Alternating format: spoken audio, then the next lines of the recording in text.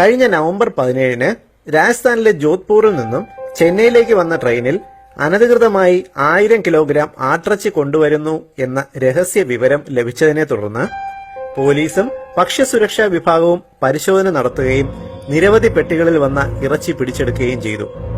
പക്ഷേ ഇറച്ചിയുടെ നിറവും എല്ലിന്റെ ഘടനയും പരിശോധിച്ചപ്പോൾ അത് ആട്ടിറച്ചിയല്ല, പകരം നന്നായി വൃത്തിയാക്കി പാക്ക് ചെയ്ത പട്ടിയിറച്ചിയാണ് എന്ന് തിരിച്ചറിയുകയുണ്ടായി. കൂടുതൽ അന്വേഷണത്തിൽ ജോധ്പൂരിൽ നിന്നും നായയിറച്ചി ഇന്ത്യയുടെ പല ഭാഗത്തേക്കും കയറ്റിവിടുന്നതായും അറിയാൻ കഴിഞ്ഞു. വളരെ യാദൃശികമായി ഭക്ഷ്യസുരക്ഷാ വകുപ്പ് നടത്തിയ പരിശോധനയിലാണ് ആട്ടിറച്ചി എന്ന പേരിൽ പട്ടിയിറച്ചി എത്തുന്നത് അറിയുവാൻ കഴിഞ്ഞത്. ഇത് ചെന്നൈയിൽ നടന്ന സംഭവമല്ലേ എന്ന് ആശ്വസിക്കാൻ വരട്ടെ. ഒരുപക്ഷെ നമ്മുടെ നാട്ടിലും കാലങ്ങളായി പട്ടിയിറച്ചി വരുന്നുണ്ടാവണം.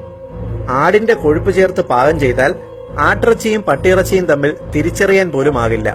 അതിനാൽ കുറഞ്ഞ വിലയ്ക്ക് ഹോട്ടലുകളിൽ നിന്നും മട്ടൺ ബിരിയാണിയും മട്ടൺ ഫ്രൈയുമെല്ലാം കഴിക്കുന്നവർ ഒരു നിമിഷം ശ്രദ്ധിക്കുക. നിങ്ങൾ വിശ്വാസയോഗ്യമായ ഹോട്ടലുകളിൽ നിന്ന് മാത്രം മട്ടൺ വാങ്ങി കഴിക്കുക. അല്ലെങ്കിൽ നിങ്ങളുടെ പ്രിയപ്പെട്ടവർക്ക് വേണ്ടി നിങ്ങൾ വാങ്ങുന്നത് ചിലപ്പോൾ തെരുവ് നായയുടെ ഇറച്ചിയായിരിക്കും. ഈ മുന്നറിയിപ്പ് ദയവായി എല്ലാവരുടെയും അറിവിലേക്കായി ഷെയർ ചെയ്യുക എന്ന് ഓ മൈ ഹെൽത്ത്.